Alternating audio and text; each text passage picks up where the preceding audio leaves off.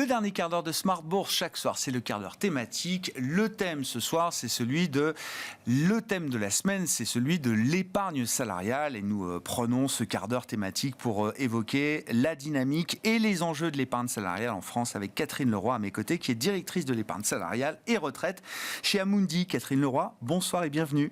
Bonsoir. Merci beaucoup d'être là. Oui, je voulais qu'on pose un petit peu le tableau. Quelle est la photo qu'on peut faire du marché de l'épargne salariale aujourd'hui en France, et même si on le regarde un peu en dynamique, qu'est-ce qu'on peut dire de ce que représente l'épargne salariale aujourd'hui en France ? Alors la photo, elle est superbe, hein.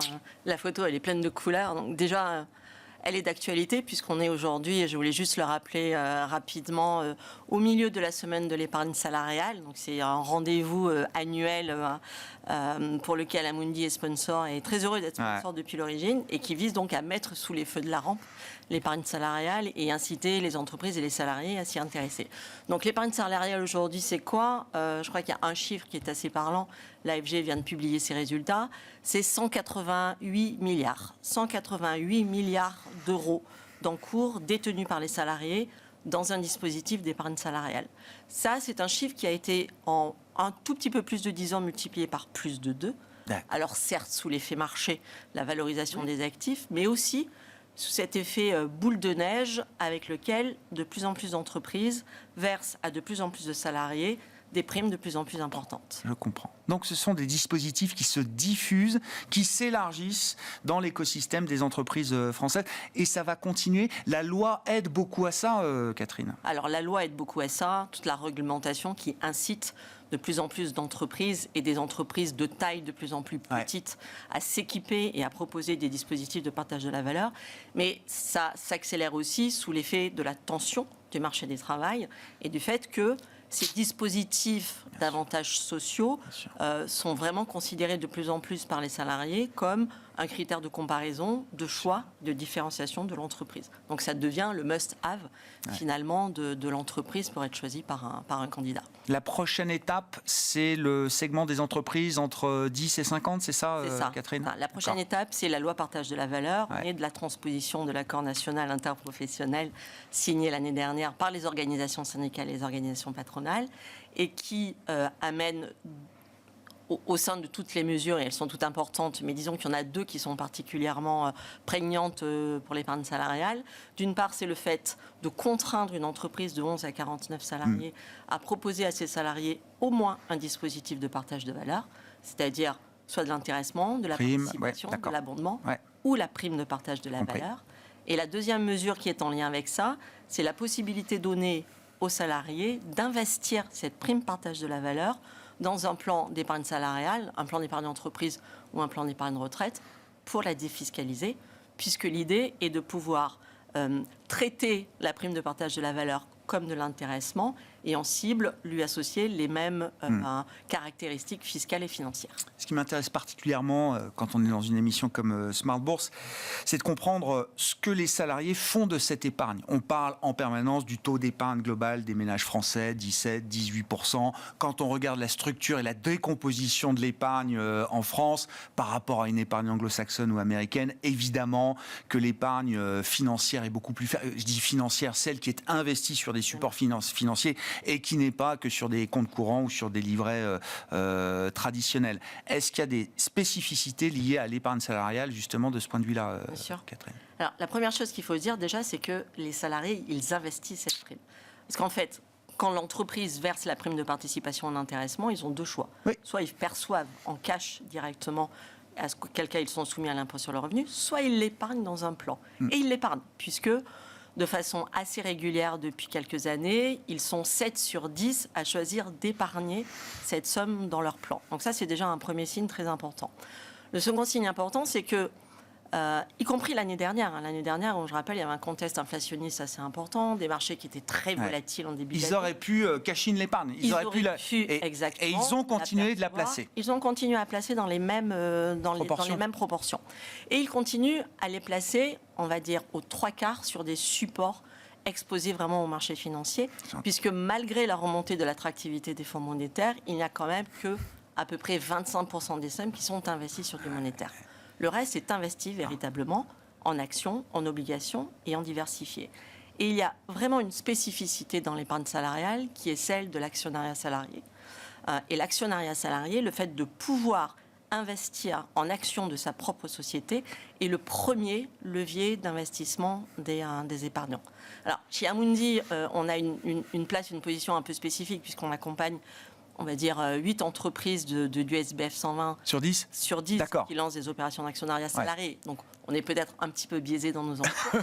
Mais en 2023, on a plus de 30% des salariés qui ont choisi d'investir ces sommes-là dans leur action, l'action de l'entreprise. L'actionnariat de l'entreprise. Comment vous expliquez que on fait avec l'épargne salariale ce qu'on ne fait pas avec son épargne classique ou traditionnelle à côté, Catherine? Qu'est-ce qui explique le fait que cette épargne-là soit investie différemment et investie, comme vous dites, sur les marchés financiers? Et je suis sûr que pour beaucoup de salariés, c'est peut-être la seule porte d'accès ou le seul point de contact qu'ils ont avec les marchés financiers. Je pense que c'est beaucoup lié à ça. C'est dans les entreprises, il y a beaucoup de salariés, et je dirais dans certaines entreprises, quasiment tous les salariés, pour lesquels c'est le levier, l'accès facilité au marché financier, et peut-être le seul qu'ils auront pour se constituer une épargne financière. Je crois que l'actionnariat salarié est un levier de communication extrêmement fort aussi dans les entreprises qui le pratiquent et qui permet cet apprentissage et cette appropriation des marchés financiers. Et puis, il faut se dire aussi que pendant longtemps, dans l'épargne salariale, il n'y a eu la possibilité d'investir que sur des supports financiers, puisqu'il n'y a pas la possibilité d'aller choisir des profils sécurisés. Donc, de fait, l'épargnant y va. Choisit déjà d'y aller, ce qui est extrêmement important. Et ensuite, choisit d'investir sur des placements dont on lui explique de façon assez pédagogique aussi, soit au sein de l'entreprise, soit au sein de l'acteur épargne salariale avec lequel il travaille, tous les bénéfices de la constitution dans le long terme de cette épargne financière. Justement, quel est votre rôle particulièrement chez Amundi vis-à-vis de ces salariés qui disposent de cette épargne salariale? Comment on construit un parcours d'investissement effectivement pour un salarié aujourd'hui? Alors déjà, on commence auprès de l'entreprise, puisque la première étape, c'est d'accompagner l'entreprise et les représentants du personnel dans qui proposent et qui vont eux-mêmes construire le catalogue de supports financiers dans lequel le salarié pourra aller investir. Cet accompagnement, il est important parce qu'il faut s'assurer d'une part que le catalogue de fonds qui sera proposé aux salariés est suffisamment bien ficelé pour pouvoir offrir à tous les salariés, quel que soit leur profil d'investissement, leur horizon de placement, leur inversion au risque, la possibilité d'aller se constituer une épargne cohérente avec ce qu'ils sont. Et puis, de constituer également un catalogue en lien avec ce que les représentants et l'entreprise pensent être de la culture financière et des besoins du salarié. On va avoir, nous, dans les dispositifs que l'on gère, des dispositifs qui comptent entre 5 et 6 fonds et d'autres qui vont compter une vingtaine ou une trentaine avec... Ça peut être très différent d'une entreprise à l'autre. Ça peut être extrêmement différent en fonction de la culture financière et de l'intérêt que les salariés semblent porter à ces dispositifs. Donc notre premier levier d'accompagnement est celui-ci. Le deuxième, il est de pouvoir fournir aux salariés tous les services qui vont lui permettre de faire ses choix, de s'approprier son dispositif, de le comprendre, de faire ses choix en fonction de son profil, de l'accompagner à définir son profil d'investissement, de lui pousser des propositions d'investissement au travers de robots advisors, par exemple, qui vont, en fonction de la conjoncture, proposer des thèmes d'investissement, de l'accompagner dans la gestion pilotée de son investissement jusqu'à la retraite, et puis de lui fournir des applications digitales, du physique aussi, parce qu'il faut aller les rencontrer, il faut aller à la rencontre des salariés dans des rencontres, et du pédagogique. Voilà. Le physique reste important, absolument. Et on peut faire de la gestion pilotée pour de l'épargne salariale? On peut faire de la gestion pilotée, on peut faire de la gestion profilée, on peut se servir de tous les outils qui existent aujourd'hui pour la gestion patrimoniale et de toutes les briques d'investissement qui existent aujourd'hui en dehors de l'épargne salariale. Tout cela est éligible au dispositif de l'épargne salariale. Est-ce que la variété des supports évolue? Alors vous disiez, Est-ce que toutes les grandes classes d'actifs sont représentées? Actions, obligations monétaires, évidemment, mais derrière ça, est-ce que l'offre de support évolue ou à l'inverse, est-ce que la demande pour de nouveaux supports également émanant des entreprises et des comités représentatifs des salariés, est-ce qu'il y a des nouvelles demandes pour avoir accès à des supports nouveaux également, Catherine? Ah oui, les tendances que l'on observe dans l'investissement en épargne salariale sont les mêmes que celles qu'on observe dans l'investissement général. Dans l'investissement général. Donc il y a cette recherche, cette quête de sens dans son investissement qui est primordiale. Alors j'en parlais, il y a l'actionnariat salarié bien sûr qui est une première quête de sens. Oui. Et puis il y a toutes ces thématiques d'investissement à dimension environnementale, sociétale qui sont prégnantes. 4 salariés nous disent que dans les critères de choix d'un fonds d'investissement, il y a cette dimension environnementale ou sociétale qui joue beaucoup. Le solidaire, c'est très important. L'épargne salariale est le premier contributeur au financement de l'économie solidaire via les fonds solidaires qui sont investis. Et chaque année, c'est à peu près 10% des investissements des salariés qui vont vers l'économie solidaire. C'est primordial. Donc tout ce qui est thématique environnementale, sociétale, la transition juste, la biodiversité, le net zéro,